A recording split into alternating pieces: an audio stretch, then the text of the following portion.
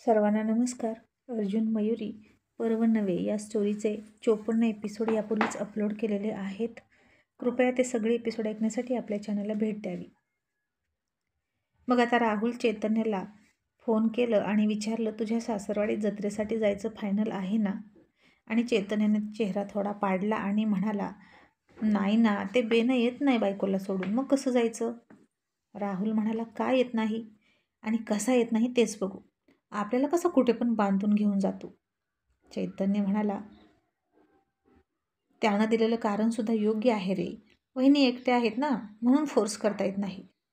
राहुल म्हणाला, एकट्या कुठे, आता सचिनची बायको येणार आहे की तिथं, तो आजच आणायला गेलाय ना.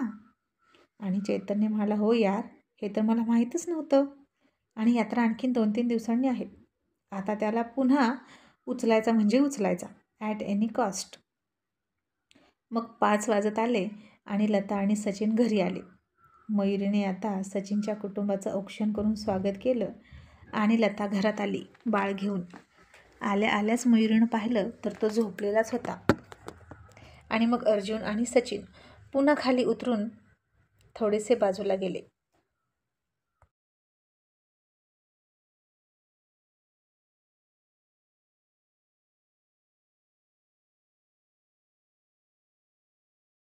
आणि अर्जुन सचिनला म्हणाला, आता कसं वाटतंय बायको घरात आल्यावर? आणि सचिन म्हणाला, तसं छान वाटतंय, पण रिस्क वाढली यार.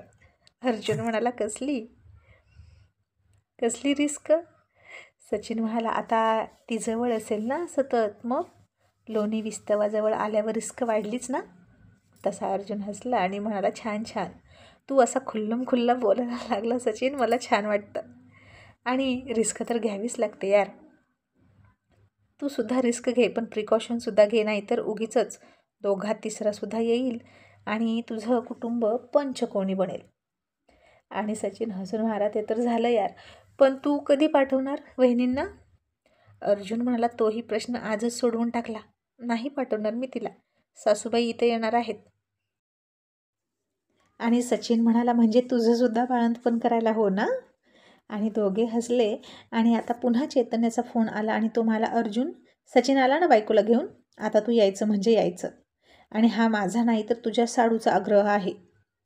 आणि राहुलसुद्धा म्हणाला, ए अर्जुन, असं नाही करायचं. आता आली ना सचिनची बायको, मग चल ना. का कोमलला पण तिथं ठेवू तिच्या जोडीला?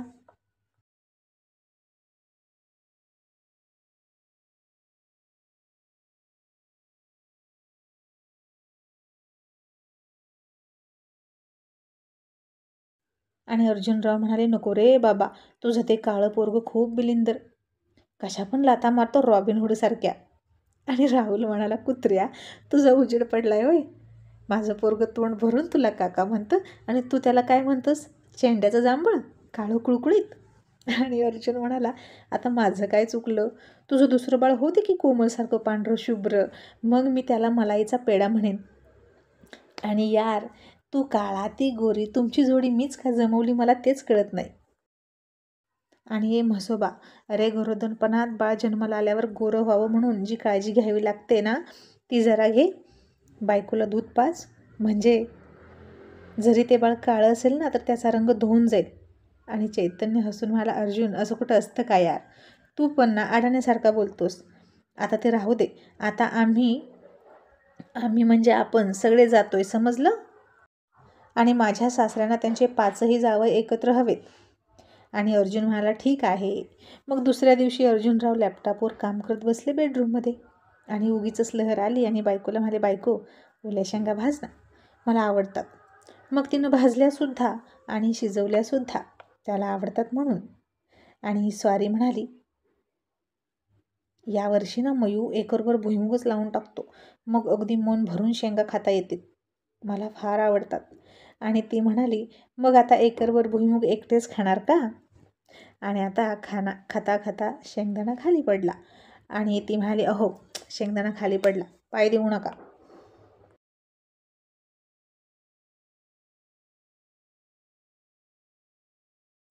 आणि अर्जुनराव पुन्हा चावटपणा करत म्हणाले, बायको, पाडल्याशिवाय दाणा खाता येतच नाही. तसं तिने खूप जोरात फटका त्याच्या पाठीत मारला आणि म्हणाली, नालायक कुठले, तुम्ही PhD केली का हो असलं वात्रट बोलण्यात? आणि तो हसून म्हणाला, PhD करायला कशाला पाहिजे, फक्त ना अशी एक सुंदर नटखट चुलबुली बायको पाहिजे, जिच्याकडे बघितलं की जगावंसं वाटतं आणि तिच्याभोवती भवऱ्यासारखं वाटतं आणि मग ओठांवर आपोआप सगळं येतं. आणि बायको, हे सगळं तुझ्याच आणि फक्त तुझ्याच वर्णनाखातर मी बोलतो बरं का. लग्नाच्या आधी एक शब्द येत नव्हता तोंडातून असला, पण लग्न झालं आणि मी बिघडलो.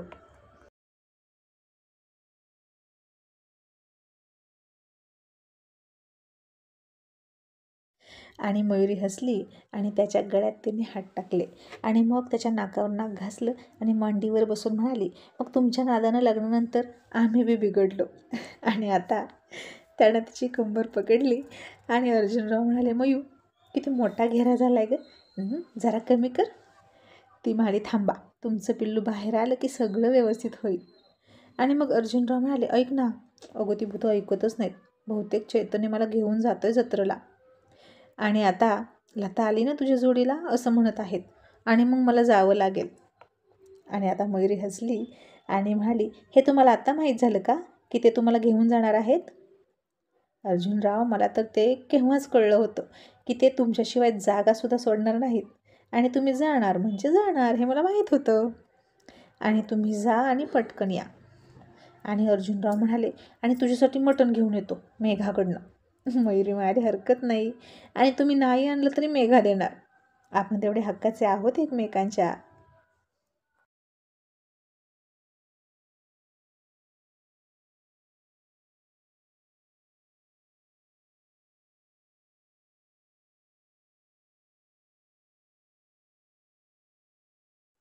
आणि मग आज सॉरी फॅक्टरीतून तशीच जत्रेला जाणार होती आणि सकाळ सकाळी त्याला पराठ्याचा रोल करून तिनं दिला. लताने सुद्धा पराठे घेतले आणि सचिनला दिले आणि दोघेही खात होते. इतक्यात लताचं बाळ रडायला लागलं आणि मयूरने तिला बेडरूममध्ये पाठवली. आणि अर्जुनराव पराठा बघून म्हणाले, मयू इतके जाडकाठ.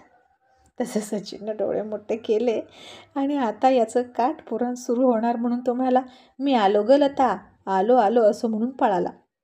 आणि मयूरने अर्जुनरावांना लाटणं दाखवलं आणि म्हणाली, किती हो नालायक तुम्ही, तुमचा मित्र लाजून पळून गेला आणि तुम्हाला बोलताना काहीच वाटत नाही.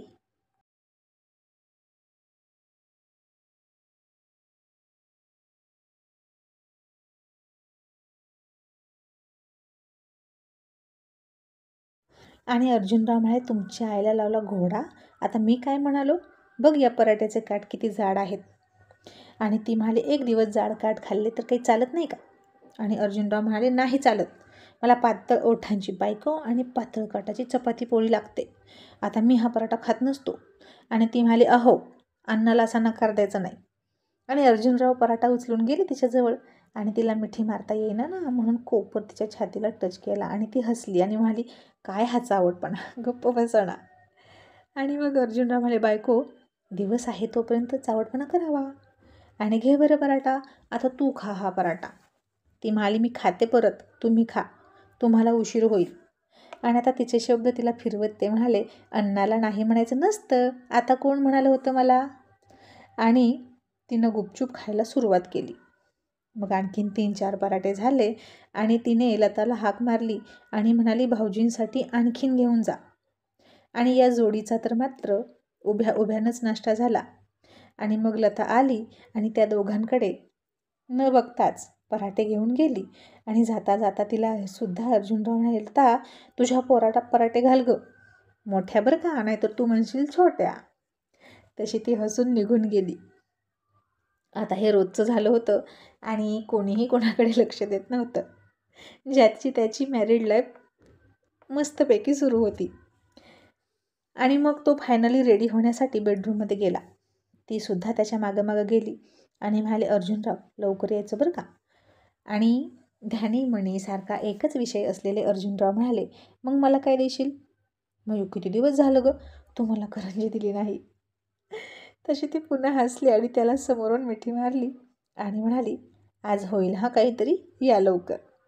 आता त्यानं लवकर यावं म्हणून ती म्हणाली असं, पण करंजी देणार की नाही त्या वेळेला बघता येईल, असं म्हणत म्हणाली.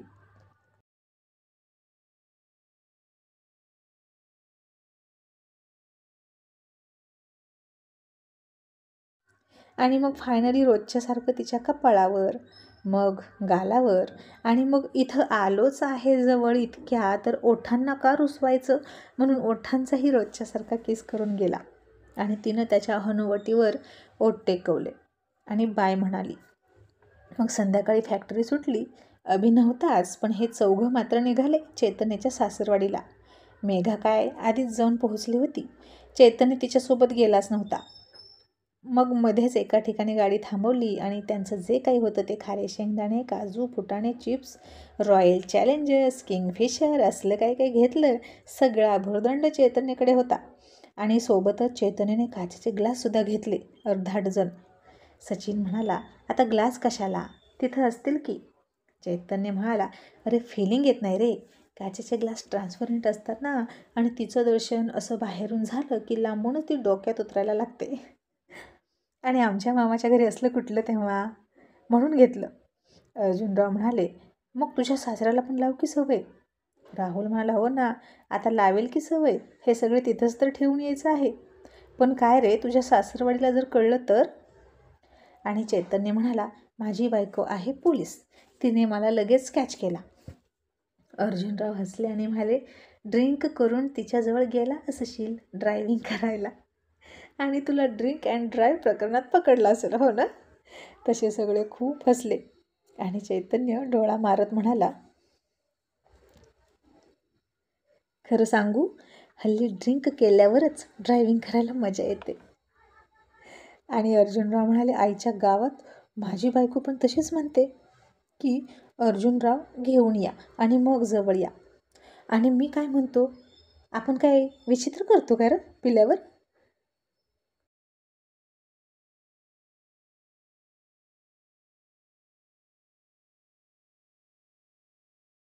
सचिन म्हणाला, आता काय माहीत, देवालाच माहीत. बायका तर एन्जॉय करतात आणि काही सांगत पण नाहीत. दुसऱ्या दिवशी नुसत्याच लाजत राहतात. आणि काही विचारायला गेलं की म्हणायचं, ती फिलिंग सांगताच येत नाही. आणि अर्जुनराव म्हणाले, यार सेम सेम मयू असंच म्हणाली मला. मला सांगता येत नाही पण खूप छान वाटतं, एवढंच म्हणती ती. आणि सरळ सरळ मला घेण्याची परमिशनच देऊन टाकली. राहुल म्हणाला, हे अगदी बरोबर आहे. बायकोच्या परमिशननं घेतली की काही प्रॉब्लेम नाही. आणि आपण लकी आहोत, आपल्या बायका आपली हौस करतात. चैतन्य म्हणाला, हो मग. मेघानं मला संशय घेऊन विचारलं आणि मी तिला सगळं खरं खरं सांगून टाकलं. आणि तिलासुद्धा माहीत झालं. आणि तिच्या नादाने माझे सासू सासरेसुद्धा चिल करायला लागले आहेत. तिचे एक एक किस्से असे असतात ना गुन्हेगारी विश्वातले, की त्यामुळे मी सोज्वळच वाटतो त्यांना. आणि काय नाही, माझे मामा मामी लाडच करतात कायम. आणि सचिन म्हणाला, खरं आहे, मामाची पोरगी बायको असल्याचा हा फायदा आहे बाबा. चैतन्य म्हणाला, पण माझ्या मामा मामीपेक्षा आईला आणि वडिलांना कळलं ना तर ते जास्त शिव्या घालतील मला.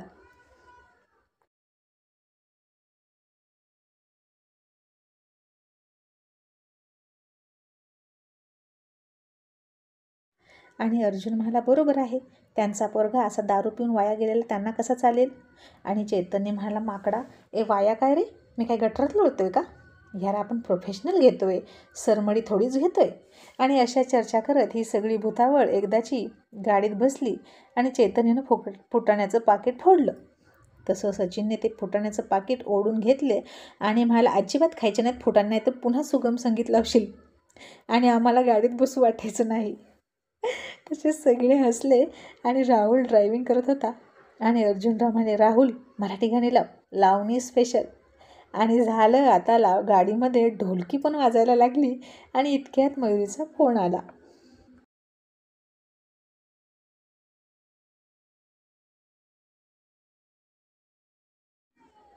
आणि आवाज थोडासाच कमी केला आणि अर्जुनराव म्हणाले, बोल ना मयू, काय झालं. इतक्यात राहुल म्हणाला, वहिनी, नवऱ्याची लगेच आठवण यायला लागली का. आणि चैतन्य आगीत तेल ओतत म्हणाला, राहुल, अर्जुननं मगाशी एके ठिकाणी गाडी थांबवायला लावली होती आणि जवळजवळ अर्धा तास कुठं गेला होता रे तो, आपल्याला गाडीत बसवून. आणि आता सचिनही कशाला पाठीमागं राहील, त्यानंसुद्धा त्याची रीग ओढली आणि म्हणाला, अरे दिवसभर त्याची फॅक्टरीमधून सेटिंग सुरू होती, येतो ग अर्धा तास तरी येऊन जातो. आणि अर्धा तास भरपूर झाला की तुला, काम काय फक्त 5 मिनिटाचं असतं, असं काहीतरी म्हणत होता. आणि आता अर्जुनरावांनी सगळ्यांच्या मुंड्या पकडल्या आणि म्हणाले, नालायकांनो, मला बोलू द्याल का? बायको माझी आणि तुमचं काय सुरू आहे?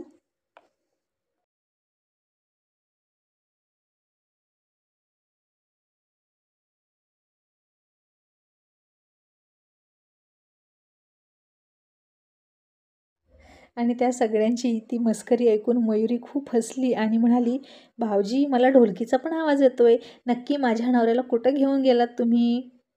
आणि सचिन म्हणाला, वहिनी, अहो नुसती ढोलकी नाही, घुंगरू पण आहेत. आणि अहो आम्ही नाही, हाच आम्हाला घेऊन आलाय तमाशाला. आणि इतक्यात लता म्हणाली, हो का, तुम्ही गेलात होय, त्यांनी नेलं आणि तुम्ही गेला. तुम्ही काही लहान मुलं आहात का हो, त्यांचा हात पकडून जायला? आणि सचिन म्हणाला, तू पण तिथेच आहेस का? आणि लता म्हणाली, मग कुठं जाऊ, तुम्हीच घेऊन आलं ना मला. आणि राहुल पुन्हा म्हणाला, वहिनी, अहो विचारा की अर्जुनला, मगाशी अर्धा तास कुठे गेला होता, आणि जाताना इनशर्ट होता आणि येताना इनशर्ट नव्हता. तशी मयुरी खूप हसली आणि त्यांच्या सगळ्यांच्या समाधानासाठी अर्जुनरावांना दम देत म्हणाली, अर्जुनराव, आता याच घरी तुम्हाला दाखवते गंमत. आणि अर्जुनराव म्हणाले, येतो हां, पण मयूर सांग ना या सगळ्यांना, मी कुठे गेलो होतो मगाशी अर्धा तास, आणि तूच होतीस ना ती जिथं मी गेलो होतो. आणि आता तीसुद्धा इकडं खूप लाजली आणि म्हणाली, शांत राहा सगळे, सावकाश जा आणि लवकर या. आणि फोन ठेवला. आणि फोन ठेवल्यानंतर सुद्धा ती खूप हसत होती. यांच्या देखत बायकांचे फोन आले ना एखाद्याच्या, की असेच फुगवायला बघायचे आणि आपल्याच जीवलग मित्राला बायकोकडून कशा लाथा पडतील एवढी मात्र सोय करायचे. पण आता सगळ्यांना सगळं माहीत झालं होतं, त्यामुळे कोणी जास्त सिरियस घेतच नव्हतं. घडीभर हसायचं आणि सोडून द्यायचं. आणि मग एकदाची ही रॉयल भूतं पोहोचली मेघाच्या माहेरी. आणि मेघाला बघून राहुल म्हणाला, मेघा, तू पण आहेस का इथं? आणि लगेच अर्जुनराव आता चैतन्याच्या संसारात तेल ओतत म्हणाले, म्हणजे मेघा पण म्हणजे अजून दुसरं कोणी आहे का? आम्हाला तर वाटलं होतं ती एकटीच आहे. तशी पुन्हा मेघा खूप हसली आणि चैतन्य म्हणाला, भाड्यांनोच चला तिकडं. मग चैतन्याने तिच्या कानात हळूच काहीतरी सांगितलं आणि सगळा सरंजाम घेऊन एका खोलीमध्ये गेले. मेघानं त्यांना पाणी दिलं, मोठा थाळा भरून सुक्कं मटण दिलं आणि दार लावून घेतलं आणि म्हणाली, आता काय घालायचं तो गोंधळ घाला.